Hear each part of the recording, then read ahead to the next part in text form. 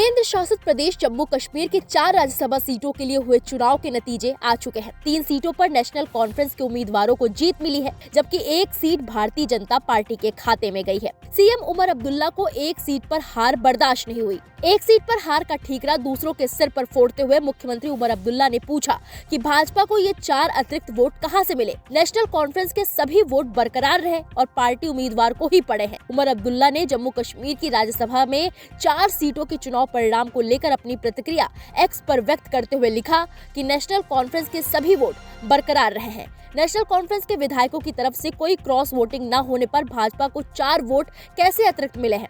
हमारे मतदान एजेंट ने हर पोलिंग स्लिप देखी, जिससे पता चला कि जेकेएनसी के सभी वोट चारों चुनावों प्रत्याशियों के हक में बरकरार रहे।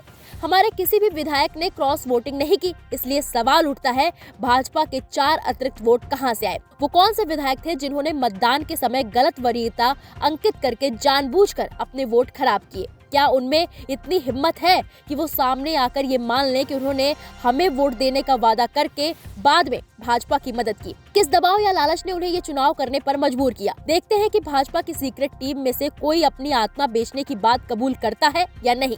वहीं एक अन्य ट्वीट में मुख्यमंत्री उमर अब्दुल्ला ने राज्यसभा चुनाव में अपनी पार्टी के साथियों की जीत पर उन्हें दिल से बधाई दी। उन्होंने लिखा कि राज्यसभा चुनाव में जीत के लिए मेरे साथियों चौधरी मोहम्मद रमजान साहब, सज्जाद किचलू और शम्मी ओबरॉय को बहुत बहुत बधाई। मैं उन्हें शुभकामनाएं देता हूं, क्योंकि वो भारत की संसद में जम्मू कश्मीर के लोगों का प्रतिनिधित्व करते हुए एक नई पारी शुरू कर रहे हैं। दरअसल जम्मू कश्मीर में हुए राज्यसभा चुनाव में बीजेपी ने चारों सीट पर अपने प्रत्याशी उतारे थे। हालांकि केवल राज्य में बीजेपी इकाई के चीफ सत शर्मा को ही जीत हासिल हुई।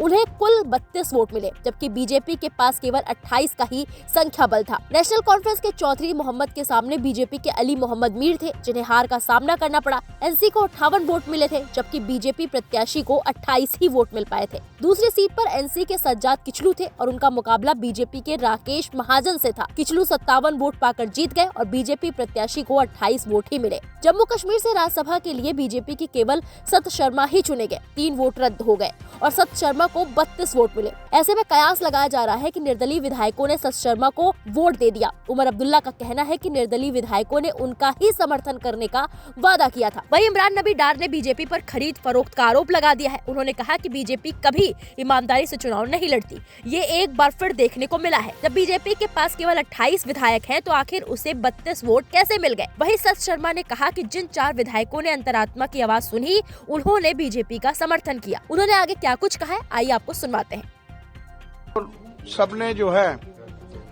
भारतीय जनता पार्टी के प्रति अपना समर्थन दिया है। मैं आभार प्रकट करना चाहता हूं देश के प्रधानमंत्री जी का, माननीय अध्यक्ष जेपी नड्डा जी का,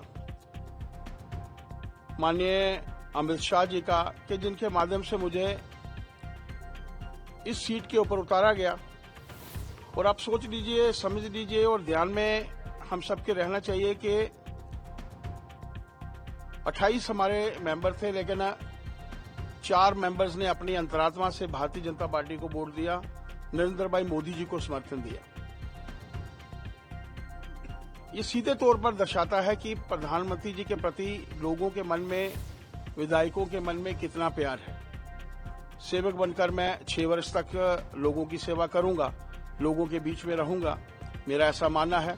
भारतीय जनता पार्टी का हर कार्यकर्ता जो है जनता के प्रति समर्पित है, इस समाज के प्रति समर्पित है और इस देश को आगे रखने में हमारी क्या भूमिका रह सकती है, उसके प्रति जो है वो समर्पित। चीफ मिनिस्टर ने अभी ट्वीट में लिखा कि जिन्होंने आपको बीजेपी को जो एक्स्ट्रा 4 वोट्स डाले, उन्होंने अपने जमीर बेच दिया। देखिए, 41 वोट जिस पॉलिटिकल पार्टी के थे, उसके मेंबर पार्लियामेंट को 58 वोट मिलते हैं। आप सोच सकते हैं कि वो जो 17 वोट थे, क्या अंतरात्मा की आवाज के ऊपर वोट देना गलत है? 4 लोगों की अंतरात्मा की आवाज ने भारतीय जनता पार्टी को वोट दिया, उन्हें गलत लगा, उनको लगता था। और मैं किसी पॉलिटिकल पार्टी की, दूसरी पॉलिटिकल पार्टी के बारे में नहीं कहना चाहता, जिनकी विचारधारा अलग है, सोच अलग है, उसके बावजूद उन्होंने उनको वोट दिए। उन्हें पूछना चाहिए, अपने गिरेबान में झांकना चाहिए और भारतीय जनता पार्टी ने इतिहास रचा है।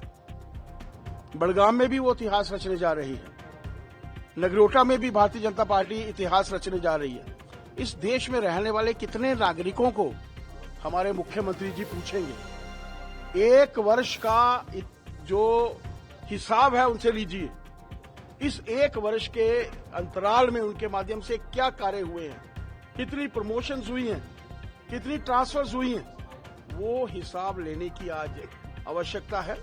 जितने लोगों ने वोट दिए हैं उन्होंने अपनी अंतरात्मा के साथ भारतीय जनता पार्टी को वोट दिए हैं, ये कोई मायने नहीं रखता।